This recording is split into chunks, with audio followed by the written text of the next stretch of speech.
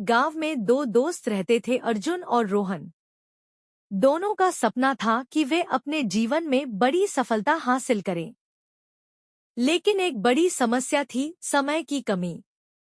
अर्जुन हमेशा समय को बेहतर तरीके से प्रबंधित करने की कोशिश करता, लेकिन फिर भी असफल रहता। वहीं रोहन ने एक अनोखी तकनीक अपनाई, मन को प्रबंधित करना, न कि समय को। आइए इस कहानी के जरिए समझते हैं कि डेविड कड़वी की किताब mind management not time management हमें क्या सिखाती है। अध्याय 1, समय प्रबंधन का भ्रम।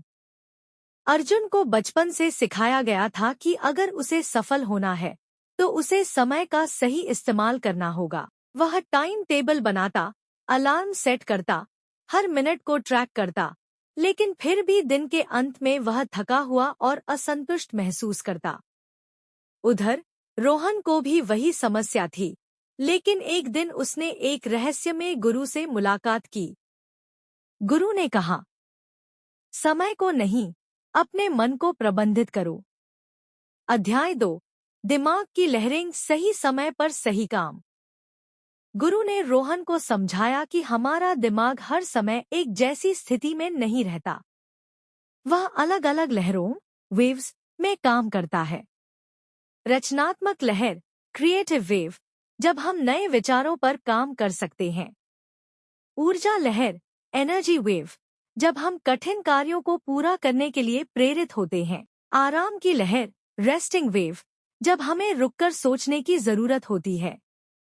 अगर हम अपने दिमाग की इन लहरों को पहचानें और सही समय पर सही कार्य करें, तो हम ज्यादा उत्पादक बन सकते हैं।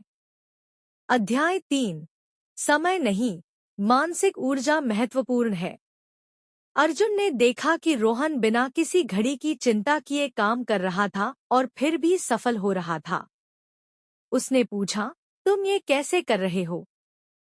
रोहन ने समझाया कि हमें समय को नहीं, बल्कि अपनी मानसिक ऊर्जा को प्रबंधित करना चाहिए।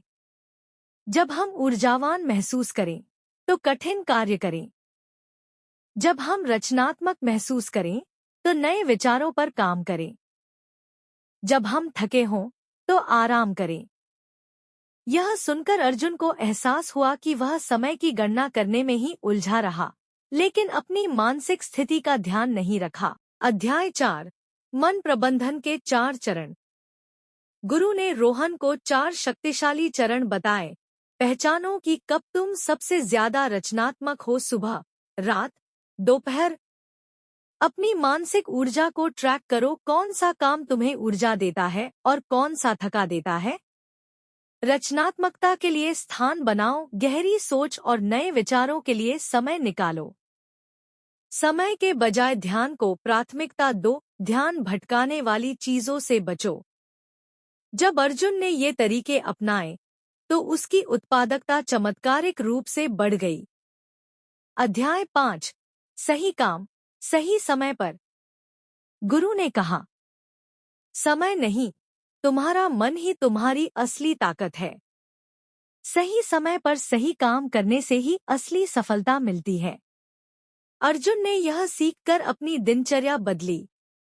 उसने सुबह की रचनात्मक ऊर्जा को लेखन के लिए इस्तेमाल किया, दोपहर में उच्च ऊर्जा के समय मुश्किल कार्य किए और शाम को आराम और चिंतन में लगाया। अब वह पहले से 2 गुना तेज और ज्यादा खुश था। निष्कर्ष, सफलता का नया सूत्र mind management not time management हमें यह सिखाती है कि समय नहीं, मन की ऊर्जा को प्रबंधित करो।